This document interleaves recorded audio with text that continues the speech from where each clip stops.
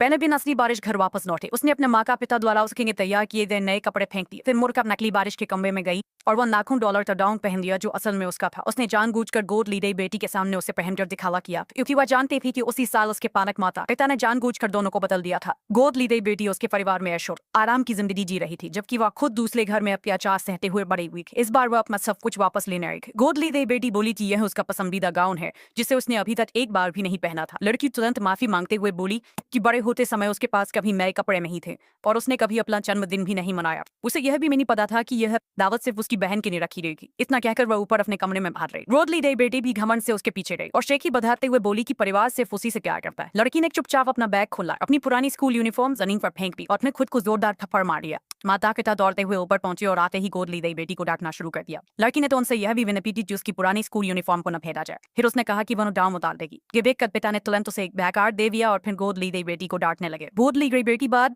मार कहती रही कि उसके साथ नाइंसाफी हो रही है। माँ और भाई तुरंत उसके बचाव में आ गए। गोद ली गई बेटी ने लड़की की ओर उकसाने वाली नजरों से देखा, लेकिन लड़की ने उल्टा सबको समझाया कि उसकी बहन पर ज्यादा सख्ती न कर। यह देखकर पिता ने मेहमानों से नीचे जाने के लिए कहा। गोद ली गई बेटी वहीं खड़ी रही और लड़की की माफी मांगने का इंतजार करने लगी। लवी अगले ही पल लड़की ने सीढ़ियों पर अपने डाउन का किनारा फंसा लिया और ऐसा दिखाया जैसे गोद ली गई बेटी ने उसे धक्का दिया हो। पिता तुरंत दौड़ कर आए और उसे अपनी बाहों में उठा लिया। गोद ली गई बेटी सफाई देती रही कि उसने उसे छुआ तक नहीं था, लेकिन पिता ने उसकी एक न सुनी और उसे थप्पड़ मार दिया। रूठ चुकी गोद ली गई बेटी रोते हुए घर से भाग गई। दूसरे दिन पिता को पता चला कि उनका एक बेहद महत्वपूर्ण कॉन्ट्रैक्ट गायब है। भाई ने कहा कि स्टडी रूम में केवल बारिश ही रही थी और उसके कमरे की तलाशी लेने का सुझाव दिया। सबने मिलकर उसका कमरा खंगाल डाला और बिस्तर के सिरहाने से एक दस्तावेज मिला। भाई तुरंत चिल्लाया कि बारिश को घर से निकाल दिया जाए, लेकिन जब पिता ने वह दस्तावेज खोला तो पता चला कि वह बारिश की मेडिकल रिपोर्ट थी। बारिश ने बताया कि उसे गंभीर एनीमिया है और उसने यह बात इसलिए छिपाई थी क्योंकि वह नहीं चाहती थी कि उस माता पिता उसकी चिंता करे। ये सुनकर माँ का दिन टूट गया। तभी बारिश ने भाई से पूछा कि उसे इतनी सटीक जानकारी कैसे थी कि दस्तावेज कहाँ मिलेगा। पिता को अपनी कुछ गड़बड़ महसूस हुई। बारिश ने अपना फोन निकाला और निगरानी कैमरे की रिकॉर्डिंग चला। वीडियो में साफ दिखाई दे रहा था कि भाई खुद वो दस्तावेज वहां छिपा रहा था।